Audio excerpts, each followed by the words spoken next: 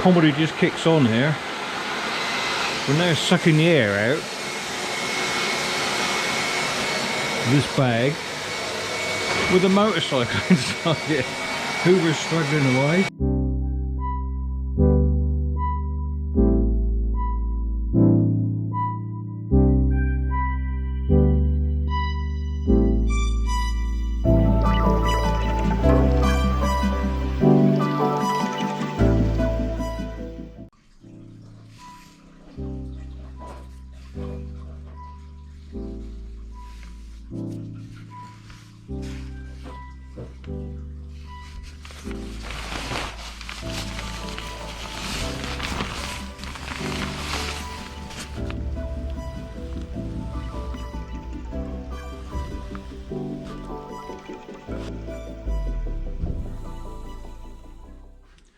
Well, now, as you can see from the pictures that I've just put on there, poor old Sylvia's got a bit of a problem with her fork legs. She's been leaking oil for a while now, all over the summer, and I hadn't really bothered to do much about it. But now, she's due for an MOT very shortly, so we need to address that.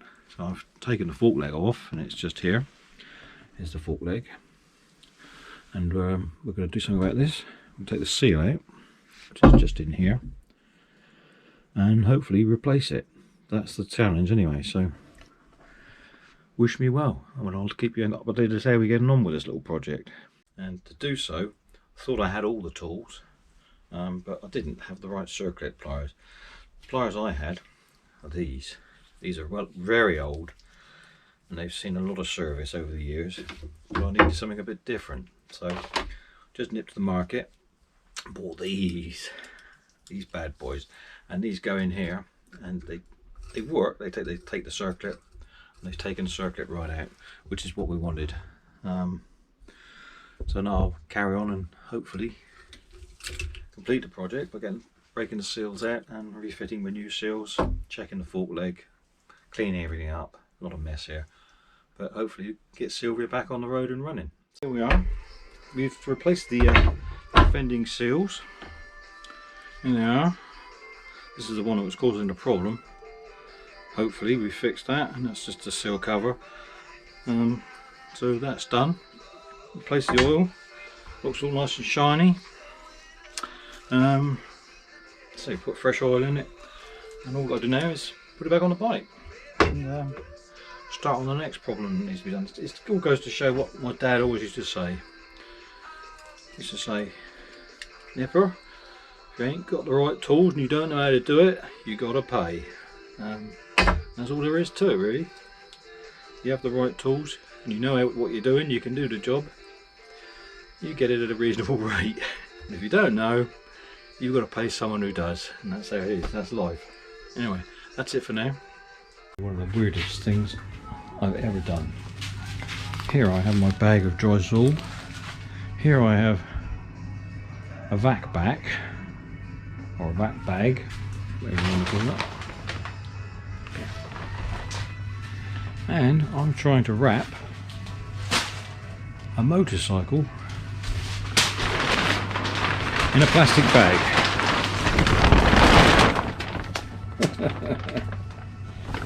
It's pretty darn impossible. It's a crazy goal. But I thought, well, got to protect it from the rust and the weather this year. Put it in a bag, and you can buy such things. So I bought a bag. I'm trying to fit it in. It's a laugh. The comedy just kicks on here. We're now sucking the air out of this bag with a motorcycle inside it. Hoover's struggling away. It's the most comical thing I've ever seen. It's really funny. Who would have thought it? I mean, wrapping your sheets is one thing, wrapping a motorcycle is something a bit different. Well, I've got my little humidity card, so I can see what the humidity is. I've got there's a sack under here somewhere, a dry sack, suck up the moisture. And, oh dear. The comedy just keeps coming. might not try and get the handlebars straight, don't know. I don't know, never done this before. Just want to keep it safe until next spring when we take it out. I've taken the battery off, drain the carburetor fuel and stuff like that, so it should be alright. I don't know, never done this before in my life.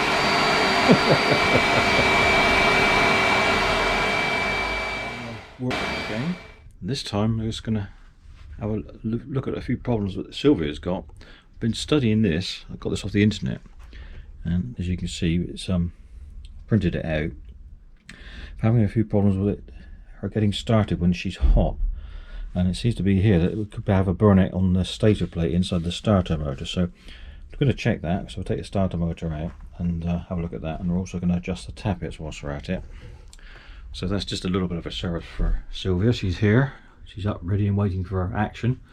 I've finished replacing the fork seals, they're all done, so she's okay for an MOT now, but still we need to get the starter motor off, and the starter motor's around the other side.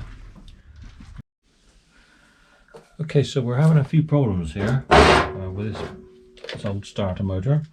I tried it originally with of course a normal Allen key, that didn't work. I tried a T-bar Allen key, that didn't work, and now I've resulted, what have I resulted to? Oh yeah, this one that's in here now, which is a little bit more specialised, but it's the one that moves them. But I can see, obviously when I took it out last time, I've had to put a captive nut behind the bolt, the bottom bolt, because obviously the thread's a bit weak, or maybe that was the original intention. But having a few problems. But we'll get it off in a sec. So now we've resolved what the actual issue was, and we'll take it from there. Okay, I've struggled quite a bit with this poor old lady. She's nearly 40 years old, bless her, and she has her problems. But I've had some problems here getting this out. But there you go. She deserves a lot of respect now. She's old, and I've had problems getting these screws out, as I told you just now. So hopefully, when I get the motor out, we'll be able to find out if there's any problems. There may not be, but we'll just take the lead off there, and hopefully now, there it is, a 40-year-old starter motor from a GL650. So we'll take this to the bench now and just see if there's anything inside. Have a look inside, see if there's anything we can spot that arcing. It may not be that, it might be another problem altogether, but at least if we eliminate that, then we can think of another problem. But that's the way we're going. Okay, well, we've taken the starter motor out, as you just saw, and I've given it a quick examination, and I've been looking at it. I have my trusty magnifying glass out, because that's what I need, because the eyes aren't as sharp as they used to be. But the article I copied from the internet suggests my problem could be arcing on the back plate here. It's a problem that's incurred quite a lot with these GL650s, because originally it was designed to be a CX500, so it was a smaller engine, so it didn't have so much to turn over. As soon as they changed it to a 650, because the starter motor had a lot more to churn over, and it needs to do a lot more work, so you get problems. But I've looked at now I've got the motor in my hand, and I think we're on the case here. Just let me show you if you can see. But there's definitely arcing right here on the back plate where it contacts the earth side of it. So I think just there you can see I'm going as close as I can, but it's just slightly darkened, and on this one here, it's good to get it in the light, but yeah, it's can't quite get the light right, but it's night time. But yeah, it's and that one there, they're darkened, which would indicate that obviously the article I got from the internet was right, really, and this needs to be addressed. So we'll obviously strip the motor down a bit further, clean it up, and there's a lot of rust and corrosion around the edges here, if you can see that. That one needs to come off. I mean, the brushes I put in last year, obviously I wasn't aware that there was a problem with these models, but now I'm aware of it. Obviously we're going to work to compensate to fix that, because The electric starter is everything in a bike of this size. If it doesn't start, I can't push it. So it needs to work. So we'll strip this down. I'll keep you informed of the progress as we carry on. But I think what we're going to do, I think we're going to take, according to the article, the best thing to do is to take the earth side, which is this one here, the earth brush, and sorry, that one there, the earth brush, if you can see it, and connect it directly to the cap. The cap's just there, so we may need to make up a wire. We may need to do little modifications there. We'll research it a bit more, but I think that's the way we're going to go with this to keep Sylvia going. She's an old lady. She needs a lot of attention. Who doesn't when you get to 40? So there it is. Anyway, hope you get the idea of what we're going to try and do with this motor. It's earthing through this base plate, and it's coming up. It sits in there, and you can see just here, if you look very carefully, you can see it just scoring just here where it's arcing as well inside the end cap. So they're saying one of the best ways out of this is to take that earth brush, and I'm going to drill it with a 2.5mm drill in there, put a blind hole in, and then put a tap in and put a thread in there. So this, hopefully that will screw straight into the end cap then, and that should eliminate the arcing on the base plate with the cap. And so that's the plan anyway. So we'll see how that goes. Been quite lucky. We've managed to put the little drill in.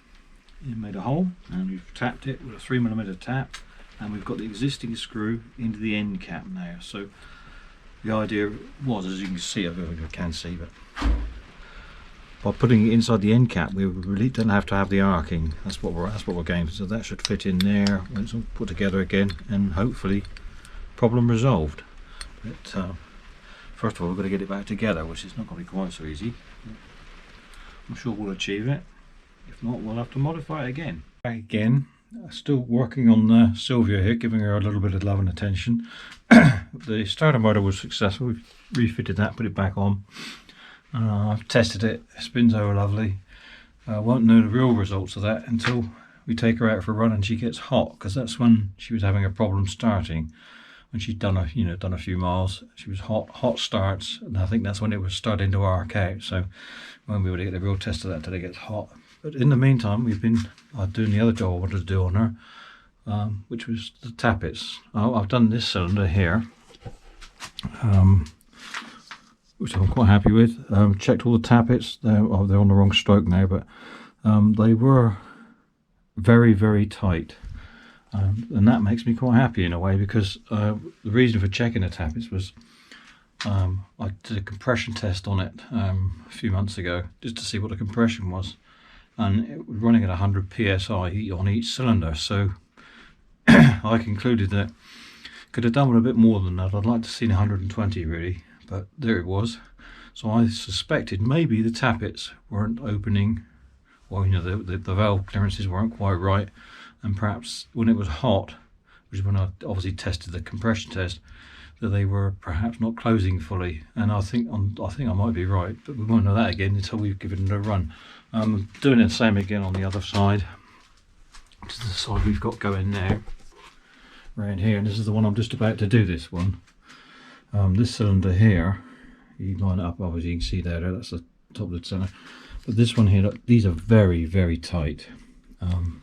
So I'm thinking that maybe that is the problem. I mean, this one's a bit better. That's the exhaust. You can hear the noise. There's a little bit of noise, but this one's got nothing. And I can't, the feeler gauges, I just cannot get in. The feeler gauge, this is a feeler gauge if anybody's not too aware, but yeah, it's 10 for the back and 12 for the exhaust. So these are obviously tight as well.